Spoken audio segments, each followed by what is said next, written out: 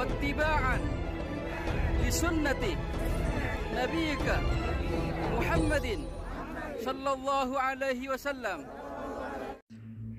السلام عليكم ورحمة الله وبركاته. بسم الله الحمد لله والصلاة والسلام على رسول الله. Amma ba'd. Kaum muslimin muslimat yang dimuliakan Allah, dalam kesempatan yang berbarokah ini dan di tempat yang sangat berbarokah, kita akan berziarah kepada baginda Nabi Muhammad SAW. Tapi dalam kesempatan ini kita harus mengetahuinya, bahwasannya di samping baginda Nabi ada sejarah dari salah satu istrinya yang bernama Sayyidatuna Hafsah binti Umar radhiyallahu anha. Setelah ucapkan salam, Assalamualaikum ya Sayyidi ya Rasulullah, Assalamualaikum ya Nabi Allah, Assalamualaikum ya afdal khalqillah.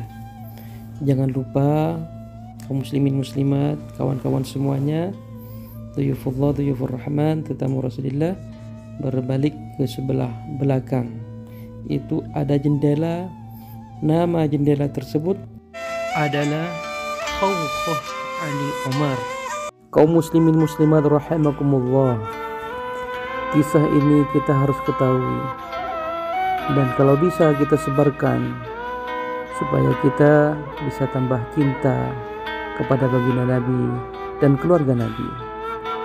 Tepatnya tempat ini, kalau kita berdiri untuk mengucapkan salam kepada baginda Nabi di Masjid Nabawi dan menoleh ke belakang, kita akan menemukan sebuah jendela besar, jendela yang tidak pernah ditutup selama lebih 1400 tahun.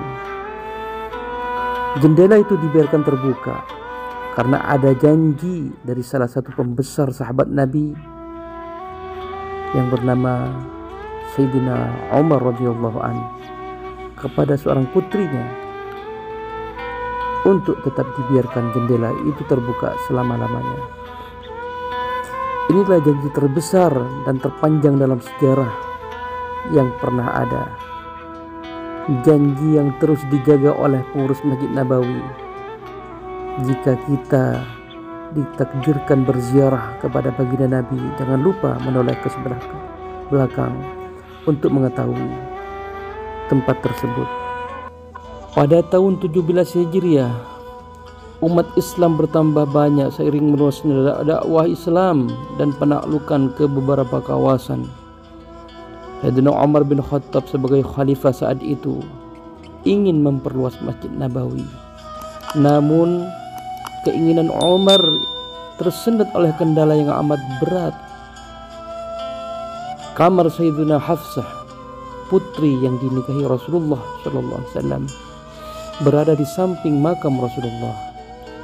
Proses di tempat orang-orang mengucapkan salam saat kita berziarah ke makam baginda Nabi hanya dibatasi tembok dengan makam Rasulullah arah selatan seperti dalam video ini. Perluasan Masjid Nabawi sulit dilakukan kecuali dengan cara membongkar kamar Siti Hafsah binti Umar, karena tempat beliau berdua tidur bersama suami tercintanya baginda Nabi Muhammad SAW. Akhirnya Khalifah Umar bin Khattab menemui putrinya dan menyampaikan keinginan untuk membongkar kamarnya. Apa yang terjadi, kawan? Beliau menangis sejadi-jadinya dan menolak kamar yang menjadi tempat dirinya tidur bersama baginda Nabi yang akan dibongkar. Akhirnya Umar langsung meninggalkan putrinya mendengar kata-kata dari putri tercintanya. 2 hari kemudian kembali Umar bin Khattab menemui putri tercintanya Sayyidatuna Hafsah, membujuk putrinya untuk membongkar kamarnya. Dan kejadian seperti yang pertama, beliau menangis sejadi-jadinya dan menolak pembongkaran. Ia tidak mau meninggalkan tempat dirinya tidur bersama baginda Nabi. Berat hatinya, tempat yang dianggapnya mulia. Beberapa sahabat juga berupaya membujuk Hafsah agar ia mau kamarnya dibongkar untuk perluasan masjid, agar penziarah makam Nabi tidak kesulitan tempat. Namun Sayyidah Hafsah tetap bersikukuh menolak pembongkaran tersebut dengan beragam penolakan. Ia tetap ingin berada di kamar yang hanya dibatasi oleh satu tembok ini dengan makam Rasulullah. Ia tidak ridha.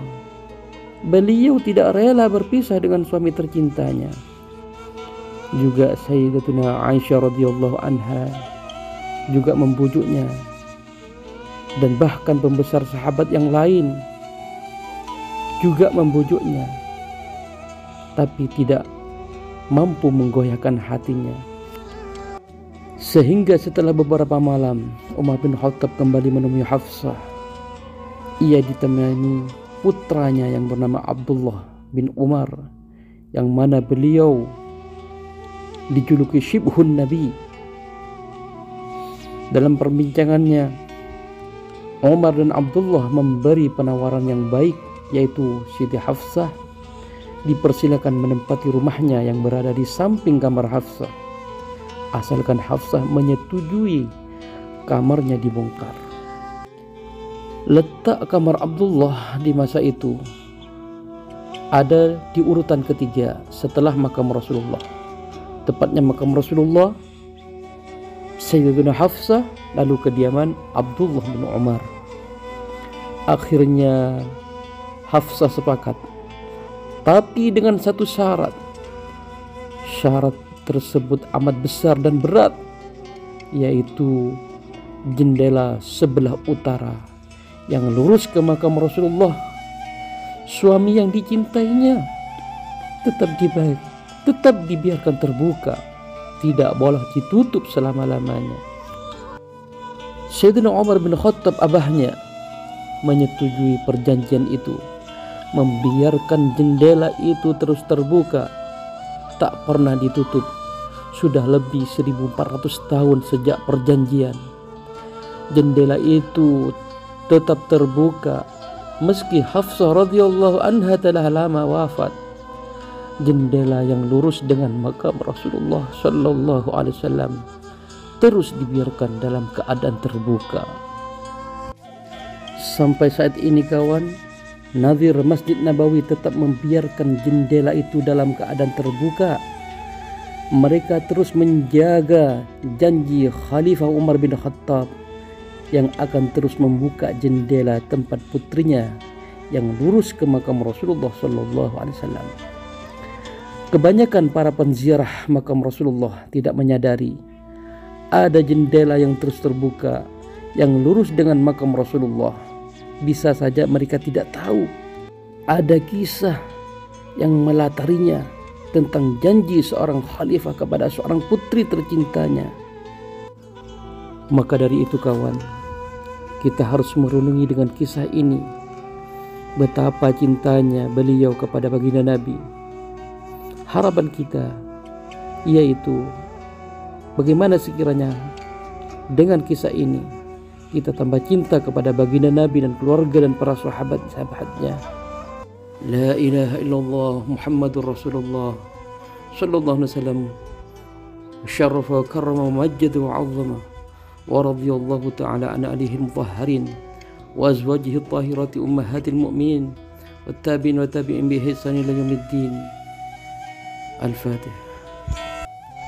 Demikianlah kaum muslimin muslimat, kisah Khawkhah Ali Umar, atau disebut juga Subbak Sayyidatuna Hafsah radhiyallahu anha. Semoga kita semuanya dijadikan oleh Allah cinta kepada Rasulullah dan menjadi orang yang husnul khatimah. Amin ya rabbal alamin. Dan kisah ini kawan, ada khilaf pembongkaran rumah Sayyidatuna Hafsah di masa Sayyidina Utsman, tapi yang lebih kuat di masa ayah tercinta Sayyidina Umar radhiyallahu anhu. Semoga bermanfaat. Akhirul kalam. Assalamualaikum warahmatullahi wabarakatuh.